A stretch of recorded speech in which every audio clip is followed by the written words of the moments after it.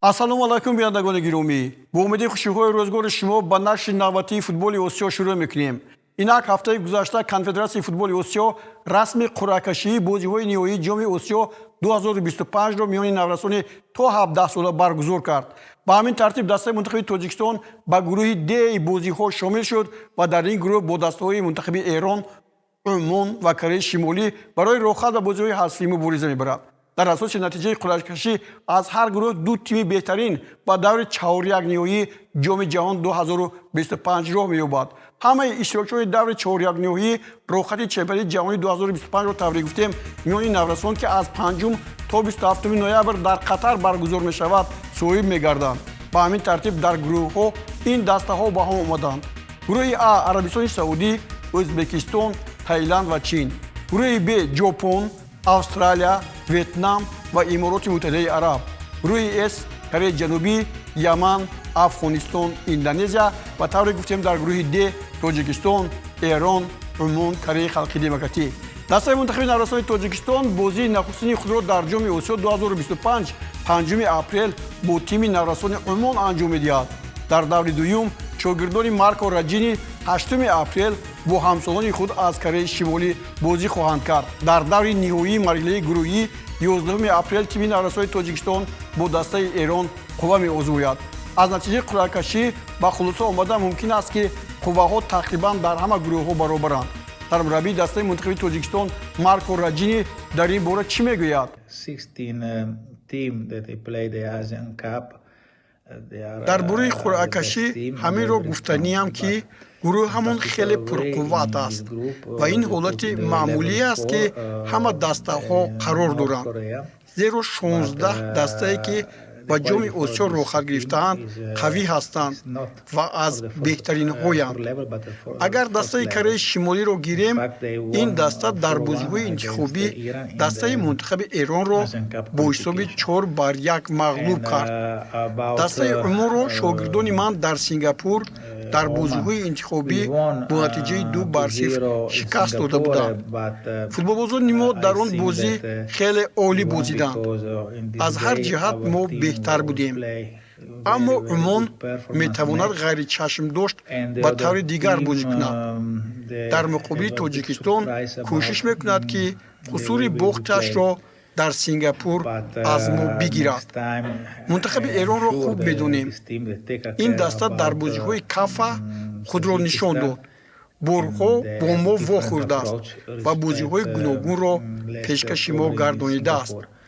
аз ин гурӯҳ ман ягон дастаро фаворит беҳтар аз якдигар намедонам.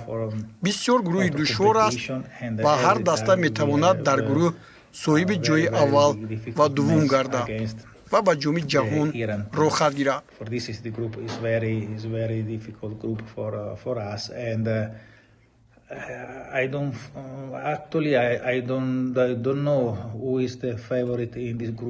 албатта дар гурӯҳ бо дастаи мунтахаби Эрон бозӣ кардан душвор аст.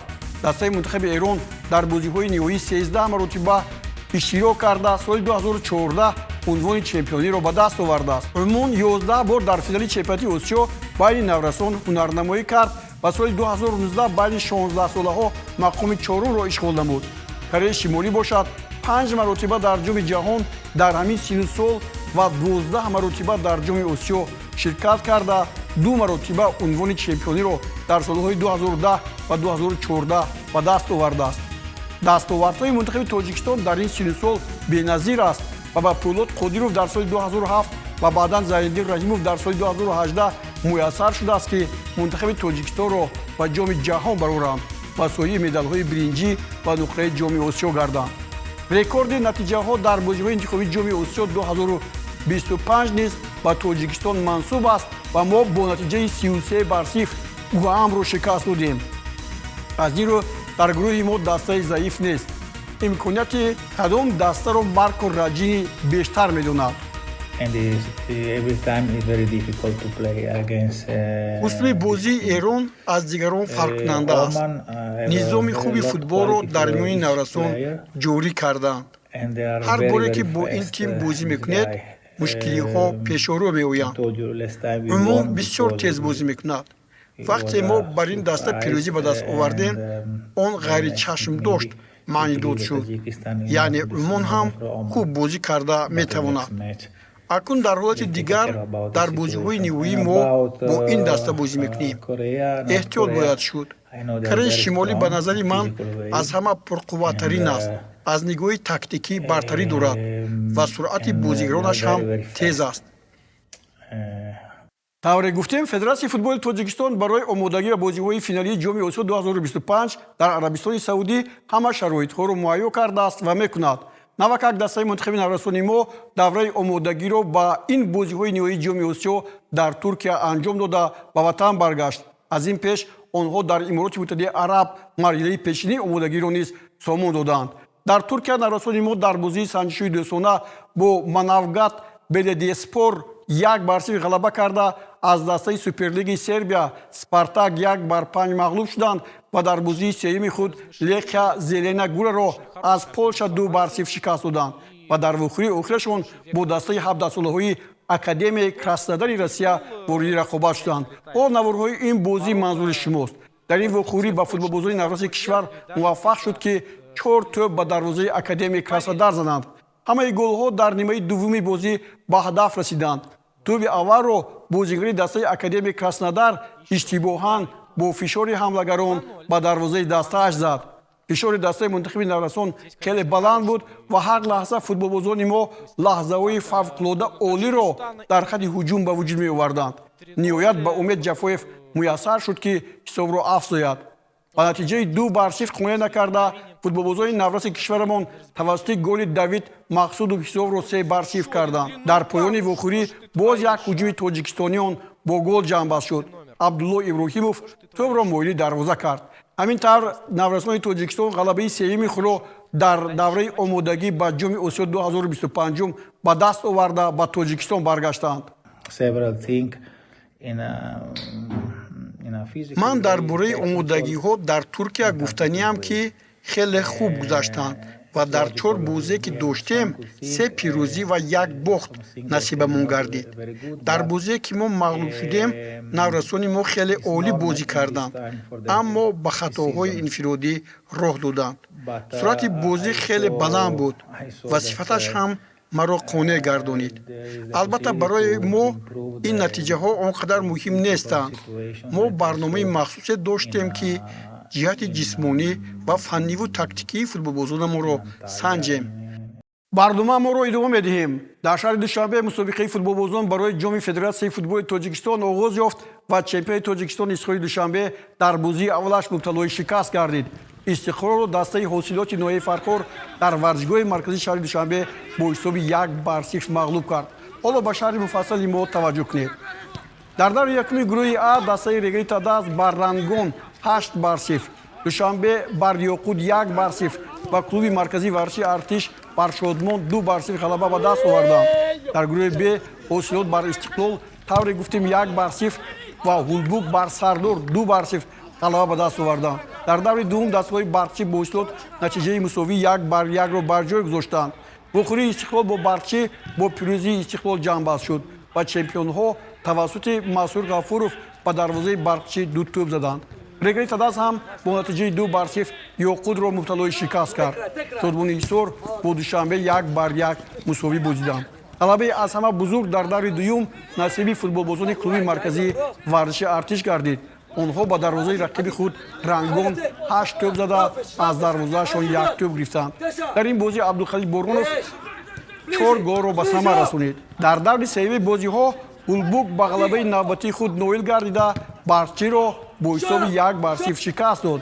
натиҷаи ғайриинтизор дар бозии байни дастаҳои Ҳосилот ва Сардори Лиги Якум ба қайд гирифта шуд. Сардор бо натиҷаи 2-1 бар Ҳосилот ғалаба кард. ёдрас мешавем ки дар мусобиқаи пеш аз мавсимии ҷоми Федератсияи футболи Тоҷикистон ки зери сарпарастии бевоситаи президенти Федератсияи футболи кишвар баргузор мегардад, имсол фонди ҷоизавӣ дар ҳаҷми 100 000 сомонӣ муайян гардидааст.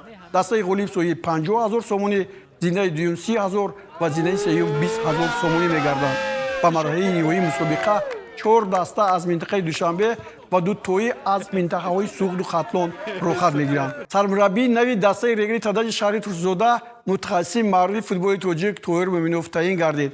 Қарордоди ҳамкорӣ миёни ҷонибҳо барои 1 сол имзо гардида, дар сурати иҷро гардидани ҳадафҳо он тамдид мегардад. Мухлисони Телегри Тадаз аз ин қарордод бо Тоҳир Мӯминов тарафрозанд. Тоҳир Мӯминов 54 сола буда соли 1988 ба ҳайати Помири Душанбе ба ҳайси бозингар пайваст ва баъдан дар ҳайати Вахш, Соҳибкор, Помир, Андиҷони Ӯзбекистон, Фаррухи Ҳисор, Хуҷанд ва Регри Тадаз ба ҳайси ним ҳимоятгар фаъолият кард.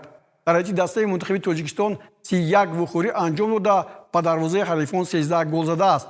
Ба ҳайси мураббӣ дар Энергетик, Вахш, Равшани Кӯлоб, Клуби марказии варзиши Артиш, Хайр, Истаравшан, Файзканд, Кӯктош фаъолият кардааст. Чемпиони Тоҷикистон дар соли 1995, барандаи медалҳои нуқтаи чемпиони Тоҷикистон солҳои 1993 ва 94 ва ҷоизаи ҷоми даъвати Конфедератсияи футболи Осиё дар соли 2005 мебошад. Ба ҳайси сармураббӣ бо дастаи Хайр соли 2014 соҳиби ҷои дуввум, бо Равшан 2015 соҳиби ҷои сеюм ва бо Клуби марказии варзиши Артиш соли 2017 соҳиби ҷои сеюм дар Лигаи Олии чемпиони Тоҷикистон гардидааст. Тоҳир Мӯминов дар Регри Тадаз мураббии шинохта Зайниддин Раҳимовро иваз кард. чемпиони Тоҷикистон оҳиста-оҳиста ҳайатии худро дигар мекунад. Истиқлол дар мавсими нави футбол бе легионерҳо Алексей Ларин, Мурило Соуза, Дарко Илиевский, Дмитр Митков, Франческо Марҷиота, инчунин бозигарони маҳаллӣ Амадони Камолов, Шервонӣ Бабачоев ва Эҳсони Панҷшанбе бозиҳоро шурӯъ хоҳад кард.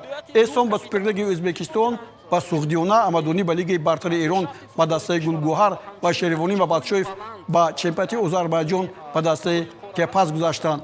Истиқлол хабар медиҳад, ки Ҷозеф Окороро дигарбора ба истиқлол баргардонидааст. Футболбози нигериягӣ Ҷозеф Окорои 24 сола дар мавсими соли 2023 дар ҳайати истиқлол ҳунарнамоӣ намуда, дар 23 рақобат ба майдон омада буд. Унвони чемпионӣ ва барандаи ҷоми кишварро низ бо истиқлол комёб шудааст. Ҷозеф пас аз анҷоми қарордод бо истиқлол ба ҳайати Динамои Минск гузашт ва бо ин даста ғолиби чемпионати Беларусия ҳам гардид. муддати шартнома бо Ҷозеф Окоро то охири мавсими кунунӣ баста шуд.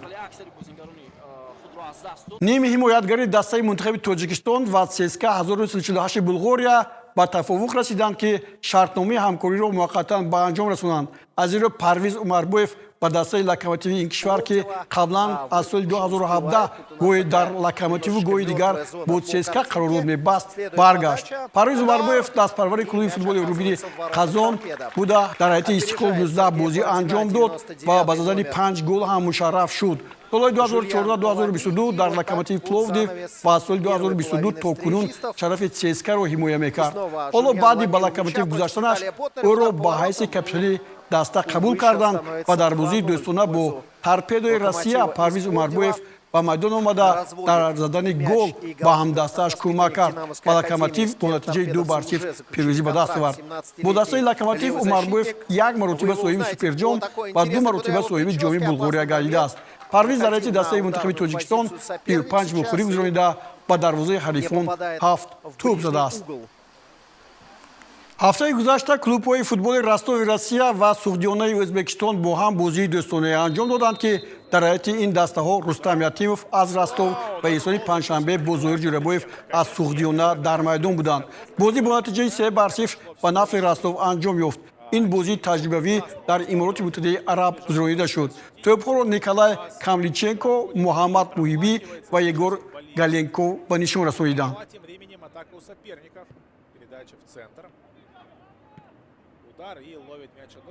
шоми дирӯз дастаи мунтахаби Ӯзбекистон дар варзишгоҳи Абдулло бин Халифаи шаҳри Дави Қатар вохӯрии дӯстонаи худро бо дастаи мунтахаби Урдун баргузор кард. ин вохӯрӣ бе кушодани ҳисоб анҷом ёфт. шаҳри моро пайгирӣ кунед. дастаҳои мунтахаби Урдун ва Ӯзбекистон ба ин бозӣ бо ҳайати захиравии худ омаданд ва дар ҳайат мо ҳатто бозигароне, ки асосан дар ҳайати ин даста бозӣ мекунанд надидем. Ба ҳар нав дастаи мунтахаби Ӯзбекистон бо сармураббии нави худ Тимур Кападзе ба ин бозӣ омад.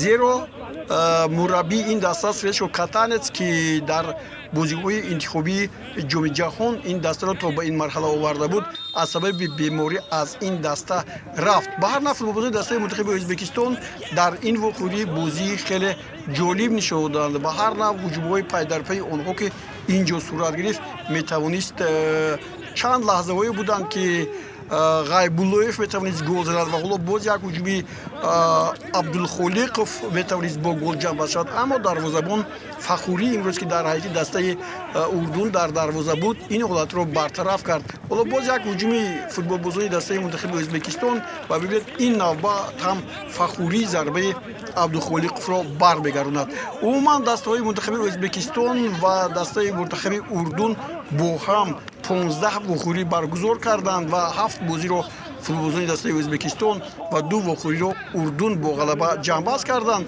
عموما قسمی زیادی بازی های این دسته ها محض دوستانه بودند. حالا یک هجومی فوتبالبازان دسته منتخب اردن رو می‌بینیم، اما خط دفاعی دسته منتخب ازبکستان خوب بازی می‌کند.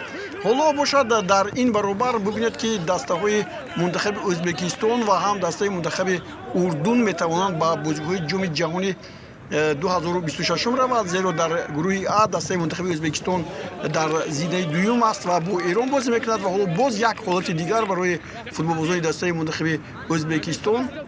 دسته منتخب اردن باشد در گروه ب در جای سوم است و طوری میدونیم 4 دسته از این گروه ها با بازی‌های جام جهانی 2026 مستقیما میروند. خب این بازی با حساب 0-0 به پایان رسید و فکر میکنم که مربیان هر دو دسته بازیکنان نو رو خیلی خوب سنجیدند.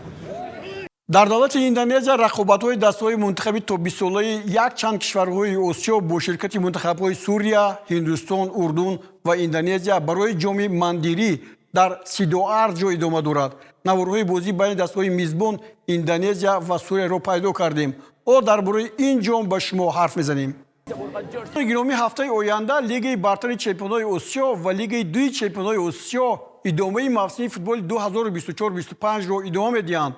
العین با الرایان، استقلال با اشورتا، النصر با الوصل، الهلال با پرسپولیس و القرافه با پختکار توشکند وارد رقابت میشوند. در این باره در برنامه آینده فوتبال آسیا با شما خواهیم گفت. اینها خبرهایی بودند که ما با شما پیشکش کردیم. در همینجا با جمع همکارانم برنامه امروزی فوتبال آسیا را به پایان میرسونم. شادی نشاط و کامیابی ها یادتان بود. خیر تا بازدید. خود را احتیاط کنید.